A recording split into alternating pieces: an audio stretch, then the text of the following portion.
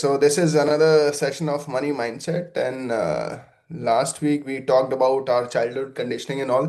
तो आज बात करते हैं in general, because in general इस चीज में कि when we start talking about money and जब हम स्पेंडिंग की बात करते हैं, जब हम उसकी बात करते हैं, when we talk about money, तो जो हम लोगों को लर्निंग सिखाई गई है कि और वो जो कहावत है, जितनी बड़ी चादर हो उतने पैर पसारने चाहिए एंड ऑल दैट.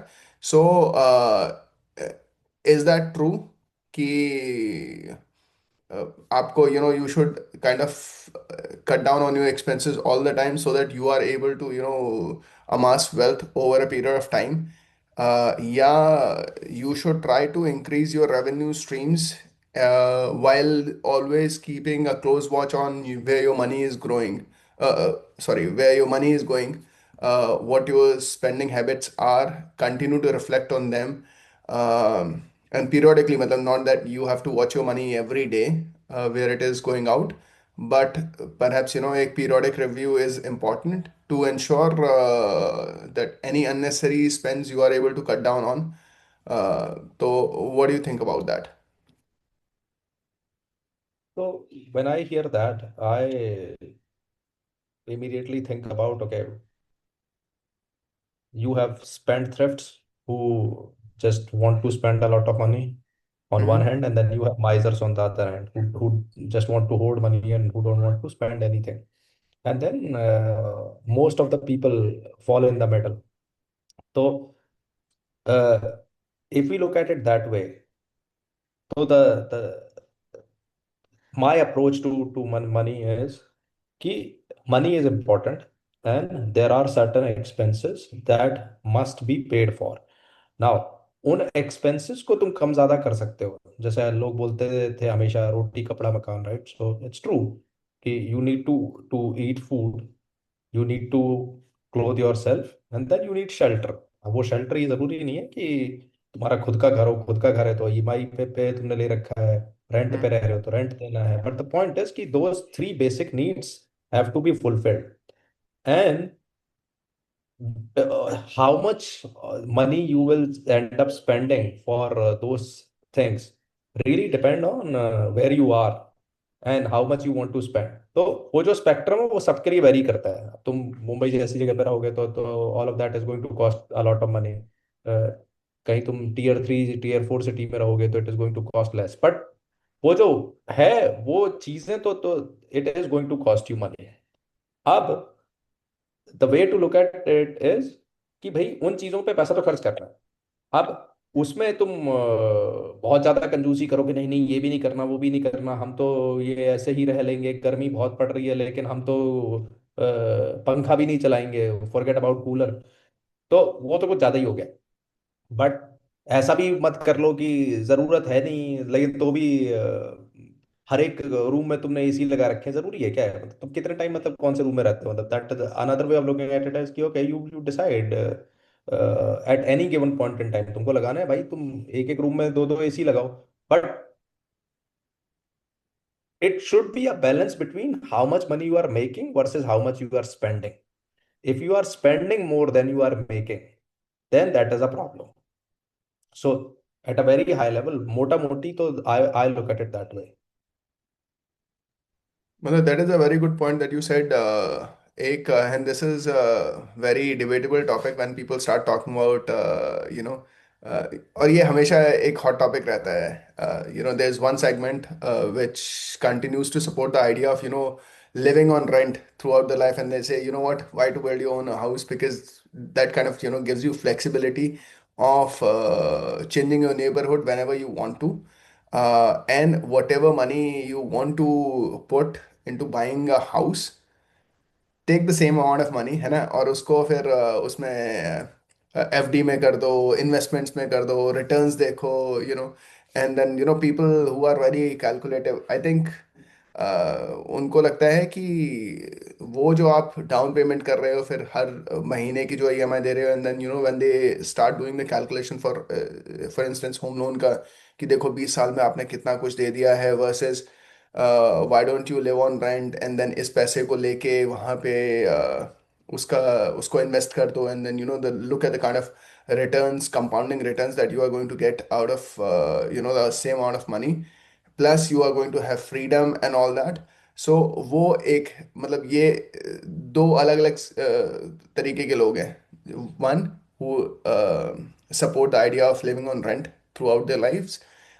दूसरा वो लोग जो बोलते हैं कि नहीं नहीं अपना घर होना चाहिए, because it is like the emotional thing, जहाँ पे आप के बच्चे पैदा हो रहे हैं, बड़े हो रहे हैं, you have like emotional attachment and all that, and you also have a sense of belonging कि हाँ, you you belong to this place versus living like nomads. तो वो एक चीज़ है. ये ये ये जो है, आई थिंक वो तो अपने आप में एक अलग ही टॉपिक है कि रेंटिंग वर्सेस बाइंग वाला. बट मेरे को लगता है कि व्हाट यू जस्ट सेड वो, look it is like this. देखो भाई, आजकल YouTube is a big thing. People are using YouTube and Instagram as a medium to not only share their thoughts, but the honest reality is that people are using that as a mode of monetization. अब उस पे हर कोई जाके कुछ भी कर सकता है. हम भी तो ये जो जो डिस्कशन कर रहे हैं, हमारा भी तो इंटेंट यही है कि ठीक है, हमारी जो थॉट प्रोसेस है वो thought process we want to share it with people. तो everybody starts like that, and then because you have to stand out in the crowd, people pick their niches. So ये जो सारे लोग हैं ये सब दे आर ऑल इन्फ्लुएंसर्स और what ever, मतलब फाइनेंस से रिलेटेड बातें करने वाले, विच इज फाइन. मतलब वो जो जो लोग, there are always two sides to a coin. तो वो हम्म. जो डिस्कशन कर रहे हैं वो सही है.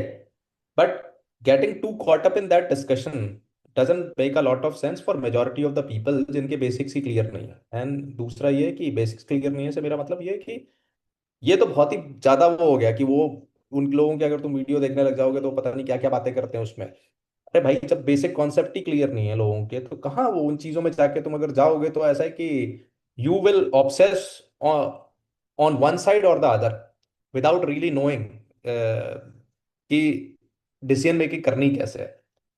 तो मेरे को लगता है वो तो टॉपिक अलग ही हम रखते हैं. बट उस जो तुम बात बोली तुमने उसके बेसिस पे एक इम्पॉर्टेंट क्वेश्चन ये निकल के आता है कि when you are thinking about money, should you obsess over money, जहां पे कि सब कुछ अरे ये कि पैसा कैसे कमाया जाता है, ये इक्वेशन क्या होते हैं, कंपाउंडिंग क्या है, और रेंट वर्सेस बाय क्या है, और हम ये ईएमआई पे ले लें क्या, या आज हम सेव कर लें, यहाँ इन्वेस्ट कर दें, ये करते हैं वो करते हैं. Should we obsess over money, और should we really just look at money as a tool, understand it, respect that it is important, but don't get too caught up in all of these things, because these things can be progressively learned. तुमको interest है तो तुम सब कुछ सीखो, interest नहीं है तो बेसिक सीखो और खुश रहो. बट देन एक चीज़ ये है, सो एंड आई थिंक मुझे ये लगता है कि money as a concept, and personally it sort of fascinates me, money as a concept. And sometimes and when conversation around money starts happening, and I'm always on the lookout of whatever articles I could put my hands on, which talk about money, and in the sense I fascinate numbers. तो वहां पे है, and sometimes I start to question कि is it like a bad thing, because then when you get too caught up in numbers, तो आपके दिमाग में ना कैलकुलेशन चलने लगती है, and you start seeing the world with a very different angle, right? आपको हर चीज में यू स्टार्ट लुकिंग एट कि is it like right to put your money here versus somewhere else, and when that kind of mindset kicks in, तो sometimes, and you may not even know, if you are crossing the line, तो कहीं ऐसा तो नहीं है कि you जिसको हम delayed gratification बोलते हैं, so you have to buy something, but then you kind of hold yourself back, you're like, what is the ROI, and you just start using these terms even on your in your day to day lives, कि मतलब वाकई में करना है क्या, होना चाहिए क्या, do I have to spend on this, और is there an alternative way. तो does this count as being a miser, or just being a little cautious on where you are spending your money? So the what I would say is कि it is like discipline. जब हम छोटे थे तो हम लोगों को school वगैरह में वो असेंबली करवाई जाती थी। आजकल के तो स्कूलों में जहाँ जगह नहीं है तो असेंबली पता नहीं होती है कि नहीं होती है, बट हमारे स्कूल में जैसे बचपन में, and I am pretty sure अभी भी लोग करते ही होंगे। सो असेंबली करवाई जाती थी, पीटी होती थी, सुबह 7:15 7 बजे हमें स्कूल पहुंचना होता था, चाहे भले ही ठंड लग रही है, all of that right. So and then we grew up in army family. तो वहाँ पे तो वी हैव सीन कि ठीक है पीटी के लिए बुलाया जा रहा है, ये हो रहा है वो हो रहा है। So we grew up seeing life which was driven by discipline. And I think the way to look at all of this is till the time you are being disciplined or prudent about anything, वो चाहे फिर money हो, your own life choices हो, uh, वो diet हो, what you focus on हो, कुछ भी हो, till the time you are looking at it from a discipline lens, then it's fine.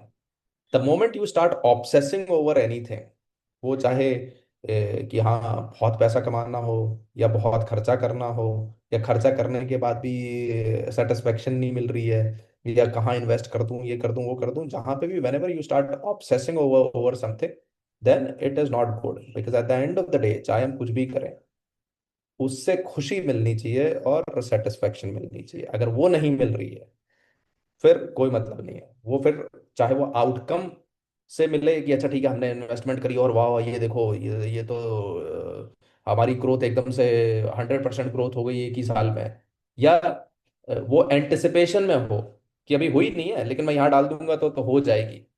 But till the time satisfaction मिल रही है, खुशी मिल रही है, इट इज गुड। एंड ये कहावत भी है ना कि आती का भला ना बरस, ना आती की भली ना धूप। सो इट्स लाइक किसी भी चीज की अधिकता is not good. Everything should be in moderation. So even thinking about money, focusing on money, I think we should just do it in moderation. या बट यू सेड कि happiness मिलनी चाहिए और हैप्पीनेस की, but that is another topic. But होता क्या है कि अ लॉट ऑफ टाइम्स वो हैप्पीनेस मोमेंटरी होती है, right? So when you buy something it gives you happiness, but I think after that moment is over, let's say वो एक दो दिन के, जैसे बच्चों के साथ भी होता है और बड़ों के साथ भी होता है, आई एम श्योर बच्चों को बुक्स में और टॉयज में मिल जाता है, वो मोमेंट्री हैप्पीनेस मिल जाती है। और बड़ों को दे बाय समथिंग, दे ओन समथिंग, वो चाहे नया फोन हो गया, नया गैजेट हो गया, कुछ भी है, X Y Z, they buy something, they are happy about it, sense of accomplishment आ गया कि हाँ हमने ले लिया है करके। बट उसके बाद में a couple of days later it's all gone. So I think वो है, that's, but it's a very different topic all together. But ये है कि वो पैसे से नहीं मिल सकता। वो ऐसा है कि whoever you are as an individual in your life, money will only aggravate that same thing or accentuate it। कि जैसे हो आप, अगर आप खुश नहीं रहते हो तो पैसा आपको, ज्यादा पैसा आपको खुश नहीं रख सकता। अगर आप खुश रहते हो तो ज्यादा पैसा आएगा तो उससे आपकी खुशी का पैमाना थोड़ा सा बढ़ाएगा। वो है, बट हाँ maybe it is momentary, but I think मतलब मैंने ऐसे कि सेटिस्फेक्शन और खुशी मिलनी चाहिए। I don't necessarily to having more money. It is just about कि उतना ही पैसे के बारे में सोचो जिससे तुमको ऐसा लगे कि ओके ठीक है, it is going to take care of the basic needs. Think of it from a disciplined standpoint. Don't obsess too much about anything. So that's, I think, my point. सो अभी let's move on and talk about कि हाँ भाई आजकल जो दुनिया में चल रहा है, the ease with which we can do anything. कहीं पे भी जाओ, interestingly today itself I I went somewhere, और अभी सुबह मैं सामान लेके आया तो वहाँ पे एक बंदा था, वो तूने देखा होगा कभी कभी नहीं ऐसे कि अपने अपने वो चाबुक से मारते रहते हैं। तो वो बंदा घूम रहा था। तो नॉर्मली तो जब भी वो मेरे को दिखता है तो मैं उसको बोल देता हूँ कि यार मेरे पास कैश नहीं है। तो आज मैंने उसको देखा कि मतलब वो एक कोई बंदा वहां पे उससे बात कर रहा था और उसने उसको क्यूआर कोड निकाल के दिया, तो उससे स्कैन करके उसने पैसे दिए। तो अब मैंने देख लिया था, तो then I was like, I mean I intended to give him money, but ऐसा था कि पहले मैं बोल देता था कि कैश नहीं। आप मैंने देख लिया कि उसका क्यूआर कोड भी है, तो फिर मैंने उसको क्यूआर कोड स्कैन करके के पैसे दे दिए। बट माई पॉइंट इज कि if you think about it, UPI has made things so frictionless in India, and it's a boon. I don't think any other country in the world does that. इतने इतने fast and for small transaction, तुमको चाहिए तो तुम 2 रुपए भी transfer कर दो, कुछ नहीं है। So so we have that. And then आजकल कहीं पे भी तुम जाओ तो बाय नाउ पे लेटर, कुछ भी खरीदो आज खरीदो पैसे बाद में दे देना, ये है। सो मतलब अभी एंजॉय कर लो, कल होना हो टाइप्स, वैसा है। एंड हाँ, कुछ भी ईएमआई पे मिल सकता है। पहले तो ऐसा है कि सिर्फ लोग घर गाड़ियां ईएमआई पे लेते थे, अब तो कुछ भी ईएमआई पे मिलता है। छोटी से छोटी चीज, क्रेडिट कार्ड पे जरा सा ट्रांजेक्शन करो तो मैसेज आ जाएगा, ओ ये 5,000 का जो जो तुम्हारा ट्रांजेक्शन दिख रहा है, क्या तुम इसको ईएमआई में कन्वर्ट करवाना चाहोगे? सीरियसली 5,000 की चीज को ईएमआई में कन्वर्ट करवाना चाहोगे? सो ये जो आजकल का हमारा modern India with all these digital advancements, so in a way it is good, but in a way it is also bad, because it's like बंदर के हाथ में तलवार दे दी है टाइप्स। तो UPI, no doubt about it, मतलब it's fantastic in terms of spending. But again, हमने जैसे पिछले एपिसोड में बात करी थी कि जब पैसा हाथ में होता है, तुम्हारे हाथ से कैश निकल रहा होता है, तो तुमको दिखता है कह रहे यार, ये तो मैंने दिया था, ये 100 का नोट दिया था, ये तो पूरा खत्म हो गया, या ये मिला तो 100 का नोट दिया था, ये तो 8 रुपए वापस मिले। So because you can touch and feel it, तो पता लगता है। एंड आई थिंक उसके चक्कर में आदमी थोड़ा कंजर्वेटिव भी होता है। But this frictionless spending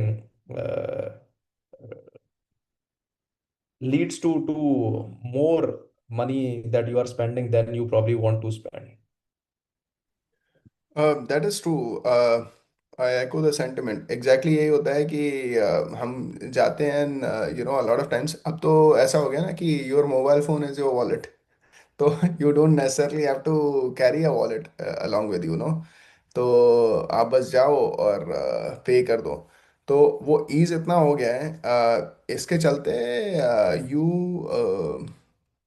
you know to not get to keep a tab on where your money is going, क्योंकि आप कोई, यू नो, आप बस अपने bank account statement, you know, a person who uses digital payments too much, you know, अगर आप अपना bank account statement निकाल के देखो ना, तो आपको दिखेगा कि सिर्फ एक महीने का निकाल के देखें, इतनी ट्रांजैक्शंस हो गई होंगी। For example, you know, even with me, आई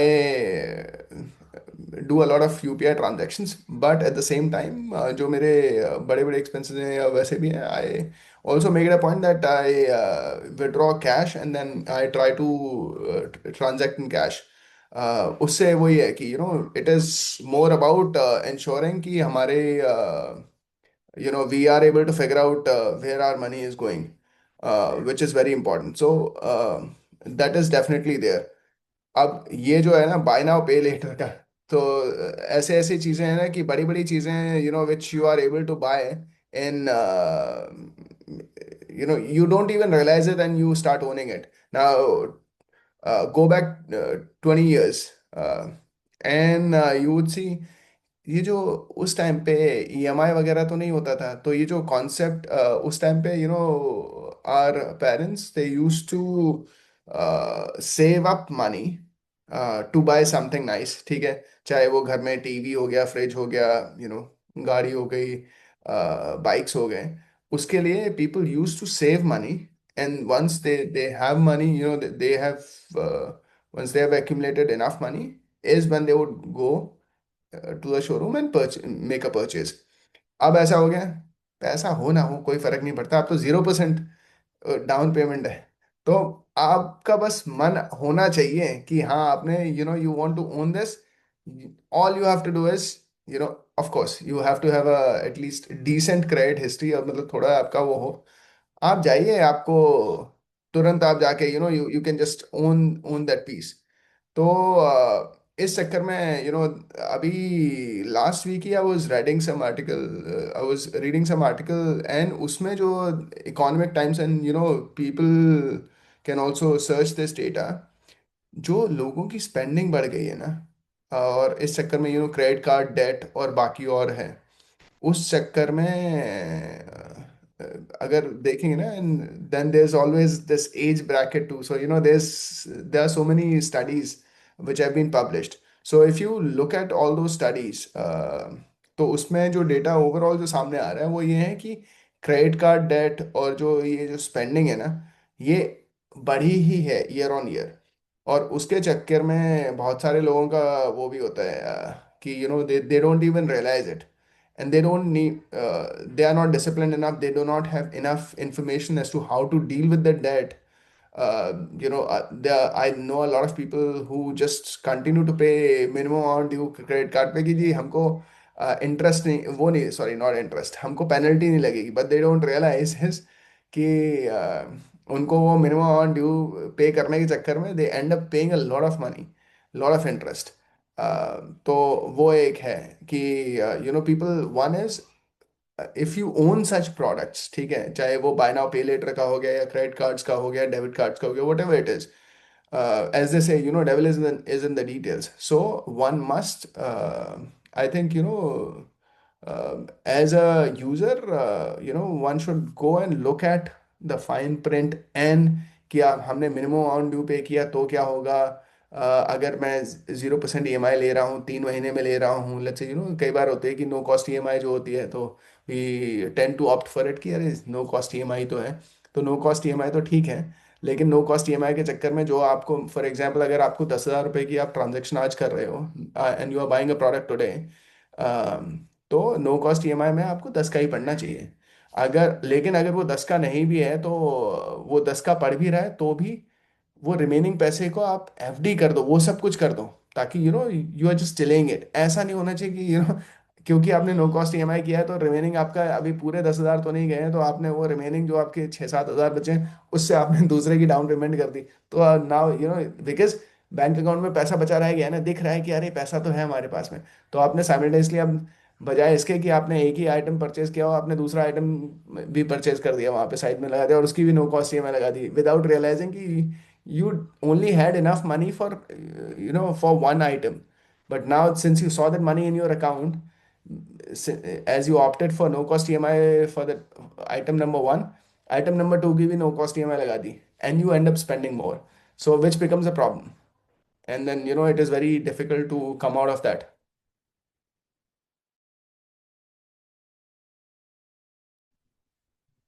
हाँ, ये I think it all goes back to कि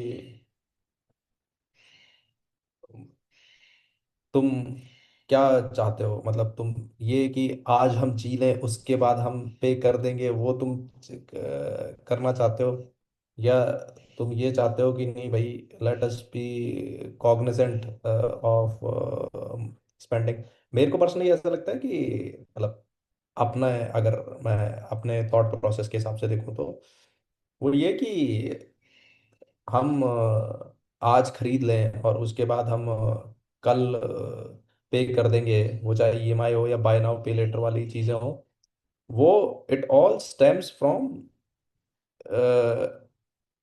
नॉट नेसेसरली नोइंग कि ये जो भी हम खरीदने की खरीदना चाहते हैं वो क्यों खरीदना चाहते हैं, and not planning that purchase.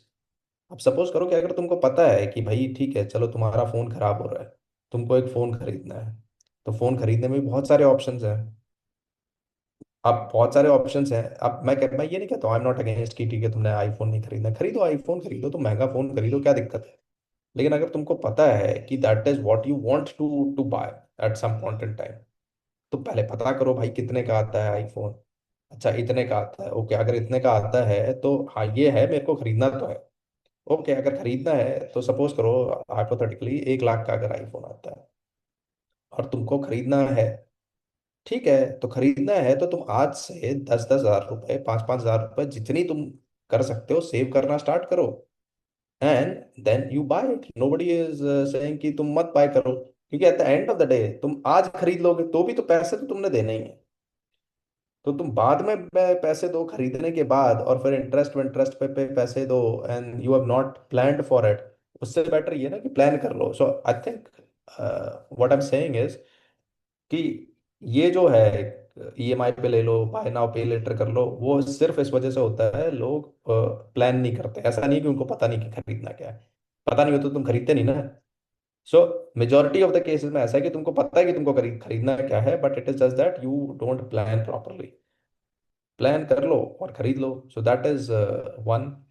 दूसरा ये कि कुछ कुछ ऐसी भी कैटेगरी होती है कि हमेशा ऐसा नहीं होता कि हाँ तुमको पता है कि तुमको क्या खरीदना है। कभी कभी मेरे को ऐसा लगता है पर्सनली कि there is always a small category जहां पे इट इज इम्पल्स बाय, कि ओ नहीं मेरा प्लान तो नहीं था ये खरीदने का, लेकिन हाँ हाँ मजा आ रहा है ये तो देखने में, ये वाह ये तो बोल रहा है कि 50% सेल चल रही है या अप टू 50% सेल चल रही है, तो मैं खरीद ही लेता हूँ।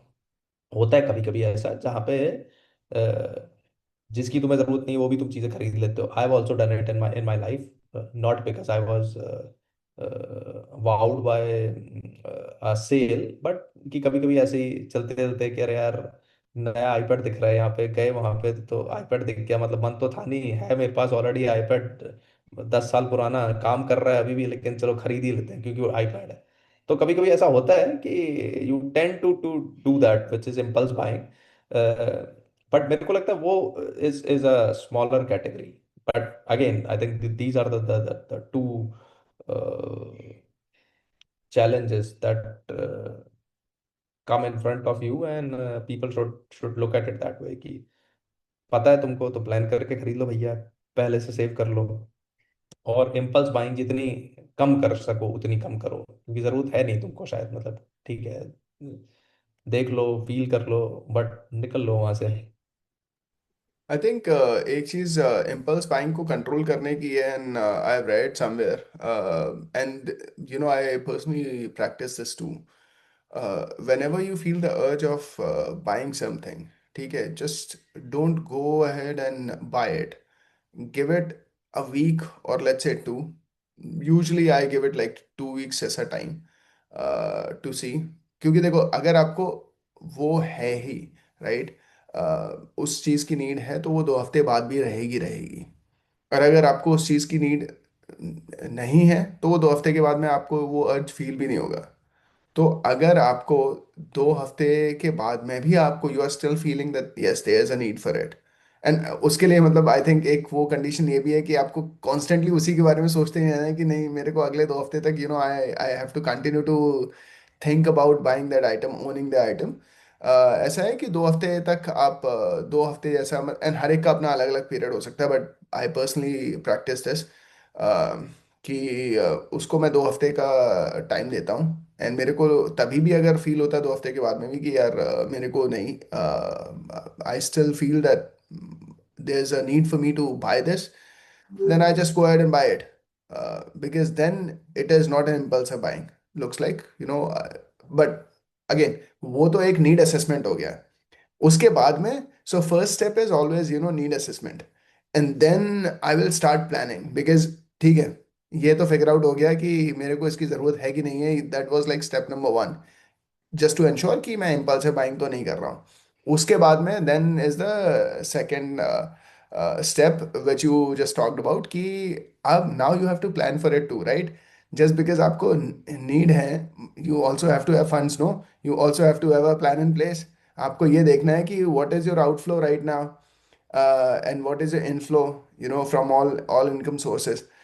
नीड तो मेरे को अभी लेट्स से 4 व्हीलर की अगर मेरे को फील हो रही है, बट अगर मेरी ऑलरेडी ईएमआई चल रही है, नीड है भी, मैंने दो दो हफ्ते का वो कूल डाउन पीरियड भी ले लिया, सब कुछ हो गया, but now I have to plan for it to ensure कि कहीं ऐसा तो नहीं है, because you know life is very unpredictable, right.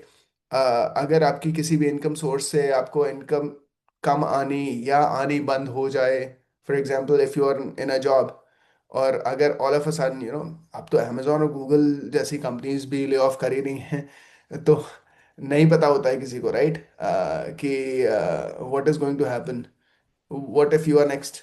तो if you are fired by your company, और if salary is your only source of income, और आपने ये कर लिया, आपने प्लानिंग तो इस हिसाब से की है कि जी मेरी तो नेक्स्ट महीने तनख्वाह आएगी, मेरी सैलरी इतनी आती है, अभी मेरे पास में लेट्स से 20 जैसा बचता है, by after paying all the EMIs 20,000 बच रहा है, मैं 20,000 आई कैन अफोर्ड, या 15,000, तो 20 में से I can easily afford to pay EMI.